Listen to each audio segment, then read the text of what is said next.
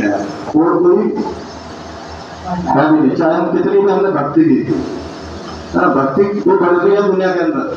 आज हम देख रहे हैं ऐसा नहीं कि भक्ति भाव कम हो रहा है, भक्ति भाव भी बढ़ता जा रहा है, लेकिन कोई किसी को मान रहा है, कोई हनुमान जी के पुजारी है, कोई राम जी के पुजारी है, कोई कृष्ण जी के पुजारी है ना।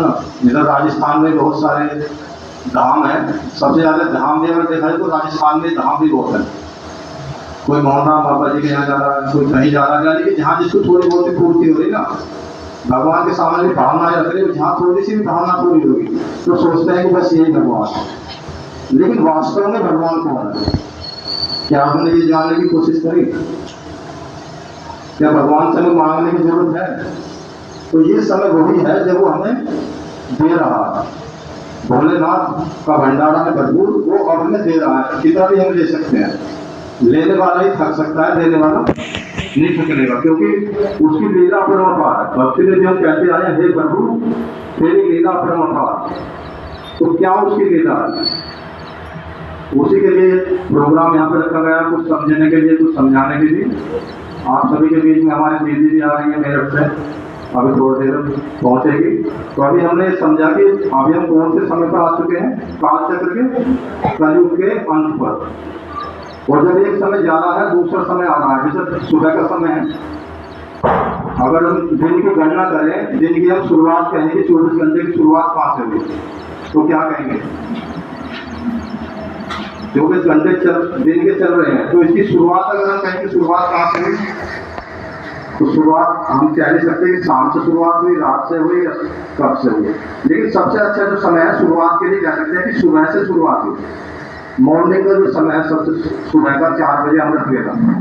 तो ऐसे ही सृष्टि चक्र में भी ये चक्र घूमता जा रहा है, घूमता ही रहेगा, घूमता हुआ आ रहा है।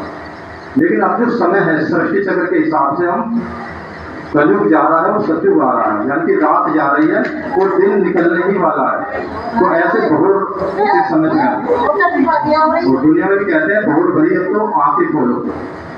एक तो आंखें होती है कि हम रोज जागते हैं, शाम रात को सोते हैं, सुबह जागते हैं। एक आंखें होती है कि ये तो आंखें आज खुली। कहते नहीं कोई बात हमारे सामने आ जाए जो हम जिस बात से अनभिज्ञ थे, जान नहीं पाए थे आज तक, और वो बात हमें पता चल गई, अरे आज खुली मेरी आंखें, तुम ऐसे थे, तुम्हारा तो मुझे आज ही पता चला। कहते नहीं ऐसा दुनिया में। तो ये ज्ञान हमारी आंखें खोलता है, जो आंखें हमारी अंदर की चक्षु जो है ना, तो उन चक्षुओं को खोलने का ये ज्ञान है कि हम कौन है, हमारा उससे संबंध क्या है, कैसे हम उससे सारी प्राप्ति कर सकते हैं। ठीक है ना। तो यहाँ पे इसी उपलक्ष्य में प्रोग्राम हमारे भाई साहब थे, इतने अच्छे, जब भी थे तो इनका बहुत भावनाएं रहती थी इस ज्ञान के प्रति। तो आज उनका शुभ दिन है, उनके लिए भी हम यहाँ पे श्रद्धा सुमन अर्पित करेंगे। और रक्षाबंधन का भी उपलक्ष्य अभी 9 तारीख में, परसों रक्षाबंधन है ना, तो उससे पहले हमारे सेवा केंद्रों पर सभी जगह हर त्योहार पहले ही मना लिया जाता है। चाहे होली हो, चाहे दिवाली हो, कोई भी त्योहार हो, सारे त्योहार मनाते हैं ओम शांति। तो अभी रक्षाबंधन आने वाला है, उससे पहले ही अब ये दोनों ही प्रोग्राम आज एक साथ है। तो आज 2 है, रक्षाबंधन भी है और बाबू जी के लिए श्रद्धा सुमन भी अर्पित कर रहे हैं। तो आप हमें समझ लिया ना अभी हम कौन से समय से गुजर रहे हैं। तो इसमें 7 डेज का कोर्स है, जिसने कोर्स किया हुआ है काफी है यहाँ पे। जो यहाँ पहली बार इस ज्ञान को सुन रहा है, कौन कौन है, थोड़ा बता सकते हैं संबोधन करके?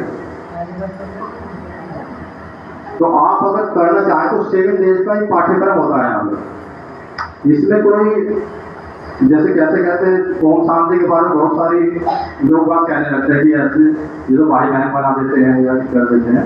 लेकिन वास्तव में अगर हम देखें तो पहले से हम मंदिर में जा रहे हैं, मंदिर में जा रहे हैं, नहीं जा रहे, सदियों से चले आ रहे, जो आप लोग से मंदिरों की पूजा करते आ रहे। और पिताजी भी जा रहा है, और पिताजी के पिताजी भी मंदिर में जा रहे हैं, पूरा परिवार मंदिर में जा रहा है। एक साथ पूरा परिवार मंदिर में गया, भगवान के सामने क्या कहते हैं, तू ही माता तू ही पिता, तुम्हें माता से पिता समय, समय बंधु सखा समय, समय सर्वम देव देव।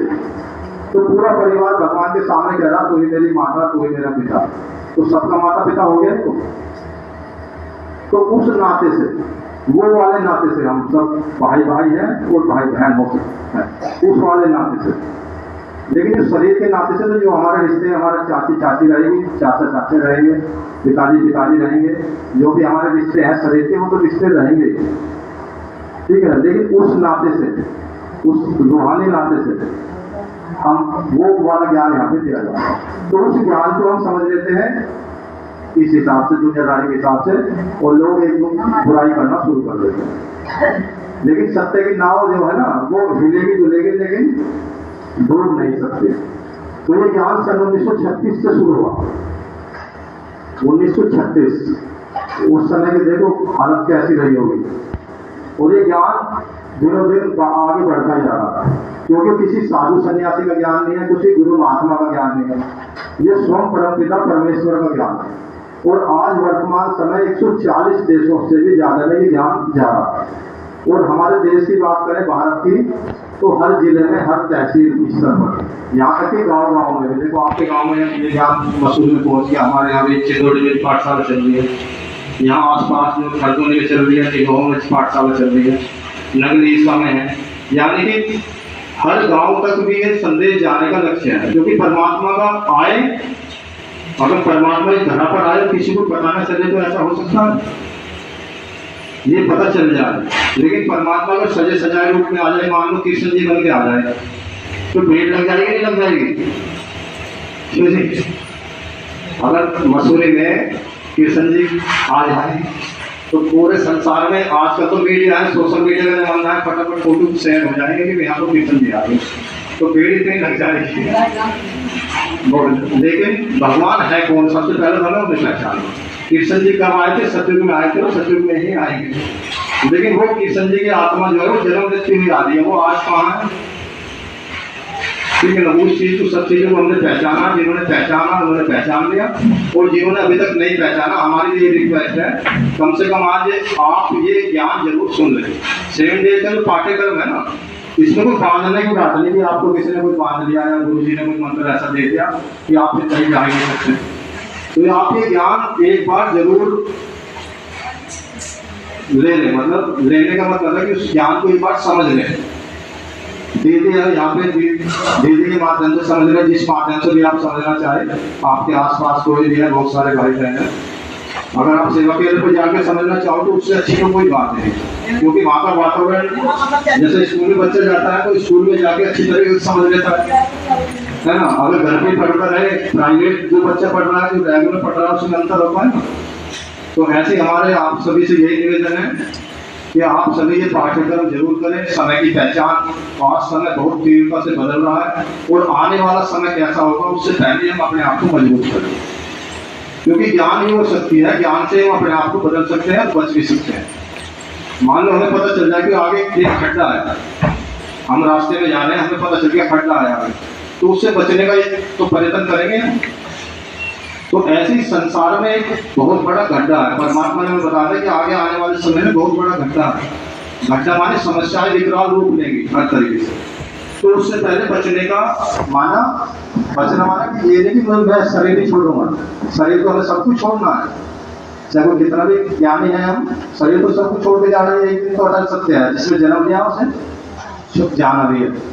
लेकिन उससे बचने का साधन माने हम सहज तरीके से जाए, खुश होकर जाए, इतने दुखी ना हो, और हमारा आसपास का वातावरण भी सही हो, परिवार भी सही हो, इस तरीके का ये ज्ञान। ठीक है, और ज्यादा समय ना लेते हैं, आगे दीदी बताए। ओम शांति।